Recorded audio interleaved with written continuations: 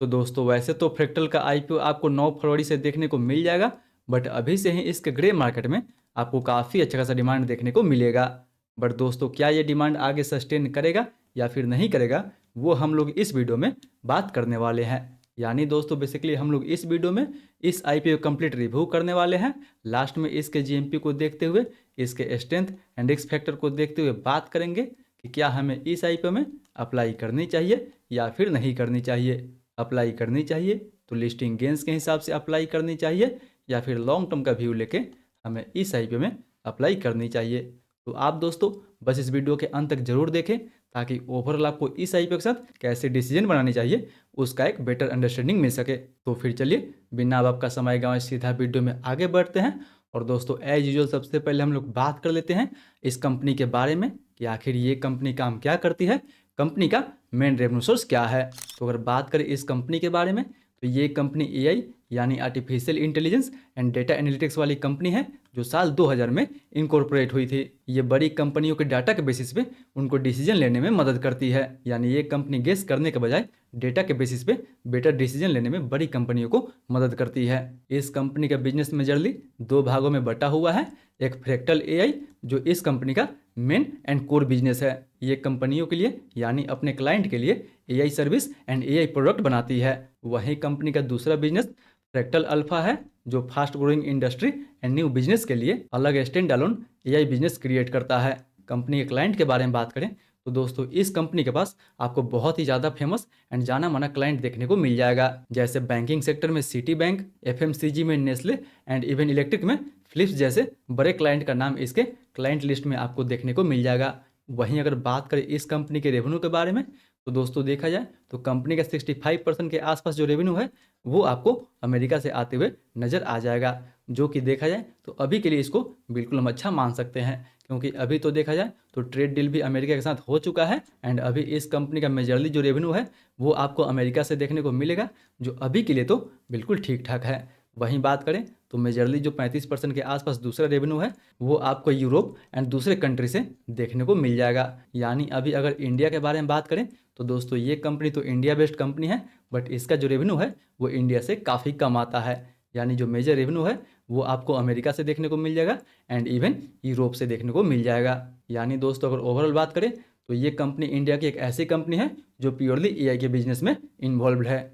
वहीं बिजनेस की तुलना में अगर बात करें कंपनी के फंडामेंटल के बारे में तो नो डाउट दोस्तों अभी फिलहाल कंपनी का फंडामेंटल आपको ईयर ऑन ईयर बेसिस पे ठीक ठाक देखने को मिल जाएगा। अगर बात करें कंपनी के रेवेन्यू के बारे में तो कंपनी का रेवेन्यू भी इसका काफ़ी अच्छा खासा ग्रो हुआ है। जबकि अगर बात करें कंपनी के प्रॉफिट के बारे में तो 2024 में तो ये कंपनी एक लॉस मेकिंग कंपनी थी, बट FY25 में एंड अभी FY26 में ये जो कंपनी है वो दोस्तों एक प्रॉफिटेबल कंपनी है। यानी ओवरऑल देखा जाए तो कंपनी तो मिला जुला के फंडामेंटल वाइज सही है। बट वहीं अगर फंडामेंटल की तुलना में अगर बात करें इस कंपनी के वैल्यूएशन के बारे में कि आखिर ये कंपनी अपना आईपीओ हमें किस वैल्यूएशन पे दे रही है, तो दोस्तों वैसे तो फिलहाल इसी जैसी मार्केट में सेम कोई कंपनी नहीं है जिसको हम लोग इस कंपनी के साथ कंपेयर कर सकें। बट फिर भी कुछ कंपनी है जो इसी जैसी सिमिलर बिजनेस में इन्वॉल्व है, जैसे लेटेंट व्यू हो गया, टाटा एलेक्सी हो गया या फिर केपीआईटी टेक हो गया। हालांकि दोस्तों ये तीनों कंपनी तो इसी जैसे सिमिलर बिजनेस में इन्वॉल्व नहीं है, पर देखा जाए तो कहीं हद तक ये तीनों कंपनी एआई एंड टेक के बिजनेस में इन्वॉल्व है। एंड अगर यहाँ पे लेटेंट व्यू का पी रेशियो देखा जाए तो वो लगभग आपको 48x के आसपास देखने को मिलेगा, टाटा एलेक्सी का 60x के आसपास देखने को मिलेगा, जबकि केपीआईटी का पी रेशियो लगभग आपको 55x के आसपास देखने को मिल जाएगा। लेकिन इन तीनों के मुकाबले अगर बात करें फ्रैक्टल के बारे में तो आईपीओ लाने से पहले इस कंपनी का पी रेशियो लगभग आपको 70 के आसपास देखने को मिलेगा, जबकि जब ये कंपनी अपना आईपीओ लेके आ जाएगी उसके बाद इस कंपनी का पी रेशियो लगभग आपको 102 से 108 के बीच में देखने को मिल जाएगा। यानी वैसे तो देखा जाए तो ऐसे इसका वैल्यूएशन आपको महंगा देखने को मिल जाएगा।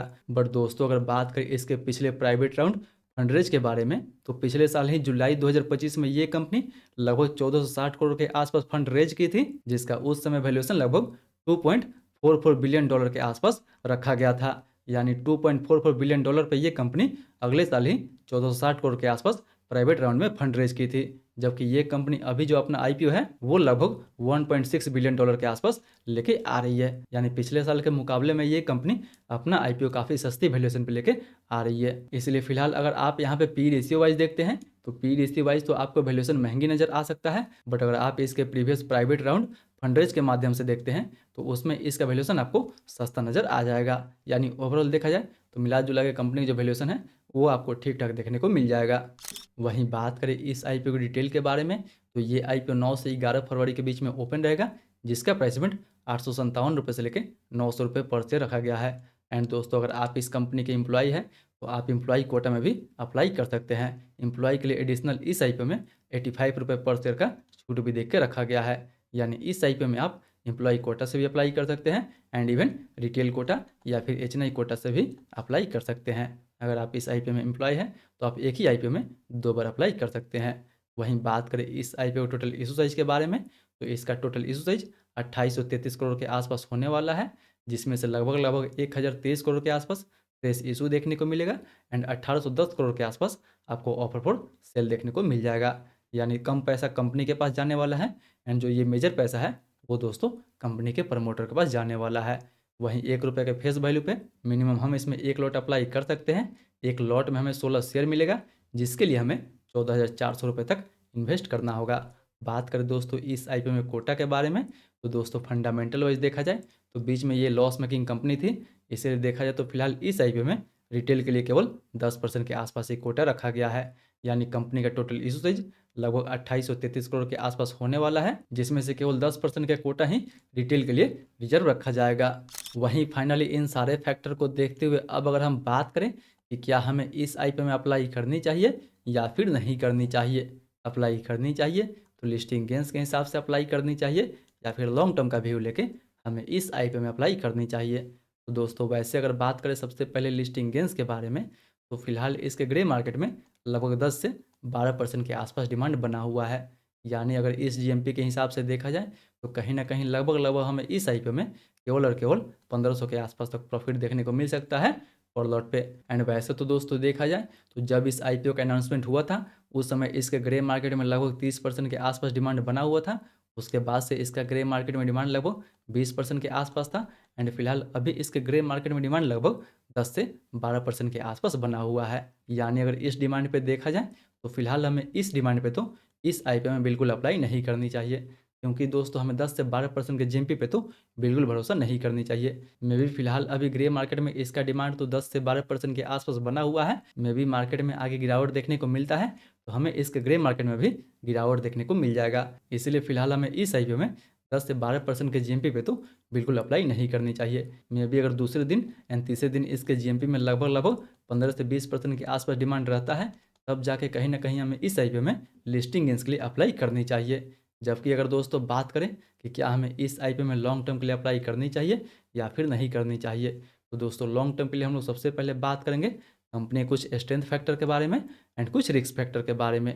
तो अगर सबसे पहले बात करें स्ट्रेंथ फैक्टर के बारे में तो नो डाउट दोस्तों ये कंपनी अपने सेक्टर में एक लीडिंग प्लेयर है। कंपनी के पास स्ट्रॉन्ग ग्लोबल क्लाइंट भी है, कंपनी का मार्केट रीच भी काफ़ी अच्छा है, इंटरनेशनल मार्केट में भी काफ़ी अच्छा खासा पकड़ है। वहीं देखा है तो ये कंपनी जो भी रेवेन्यू जनरेट करती है उसके 5% का जो रेवेन्यू है वो अपने R&D पे इन्वेस्ट करती है, जो कंपनी के लिए एक एज फैक्टर के रूप में भी देखा जा सकता है। वहीं कंपनी का फंडामेंटल भी आपको ठीक ठाक देखने को मिल जाएगा, कंपनी का वैल्यूएशन भी ठीक ठाक रखा गया है एंड मोस्ट इंपॉर्टेंट अगर कंपनी का बिजनेस भी देखा जाए तो वो भी दोस्तों कंपनी जो बिजनेस है वो काफ़ी फ्यूचरिस्टिक बिजनेस है।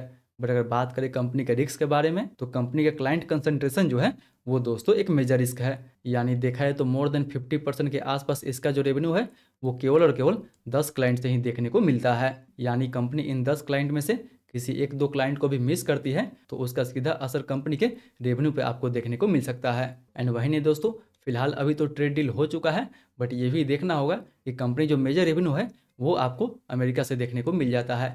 यानी लगभग 65% के आसपास जो रेवेन्यू है वो आपको यूएस मार्केट से देखने को मिल जाएगा। अभी फिलहाल ट्रेड डील हो गया है तो ये तो कंपनी के लिए अच्छी बात है, बट देखा जाए तो जब तक ट्रंप रहने वाला है अगर कोई उल्टा सीधा डिसीजन लेता है तो उसका सीधा असर इस कंपनी के बिजनेस पे आपको देखने को मिल जाएगा। यानी अगर ओवरऑल मिला जुला के देखा जाए तो जो लोग भी एआई फ्यूचर को देखते हुए इस आईपीओ में लॉन्ग टर्म के लिए जाना चाहते हैं तो उन्हें इस आईपीओ में लगभग लगभग 2 से 4 साल के व्यू बना के ही लॉन्ग टर्म में इस आईपीओ में हमें जानी चाहिए। नहीं तो दोस्तों, अगर आपको केवल इस आईपीओ में लिस्टिंग गेंस के लिए जाना है या फिर शॉर्ट टर्म के लिए जाना है तो मे भी अगर ग्रे मार्केट में दूसरे दिन तक एंड तीसरे दिन तक ठीक ठाक डिमांड रहता है तब आप इस आईपीओ में listing gains and even short term के लिए जा सकते हैं। बाकी बात दोस्तों, जो भी डिसीजन ले अपना रिस्क लगाने के बाद ही ले। एंड हाँ दोस्तों, इस आईपीओ का मेजर अपडेट हमारे टेलीग्राम ग्रुप में आपको देखने को मिल जाएगा। तो किसी भी मेजर अपडेट के लिए नीचे टेलीग्राम ग्रुप का लिंक दिया हुआ है, वहाँ से टेलीग्राम ग्रुप को जुड़ना ना भूले। फिर मिलते हैं अगले वीडियो में। तब तक दोस्तों, बीसीसीएल का रिजल्ट आ चुका है एंड बीसीसीएल रिजल्ट रिव्यू वाला वीडियो आपने अब तक नहीं देखे हैं तो इस वीडियो पर क्लिक करके आप बीसीसीएल रिजल्ट रिव्यू वाला भी वीडियो देख सकते हैं।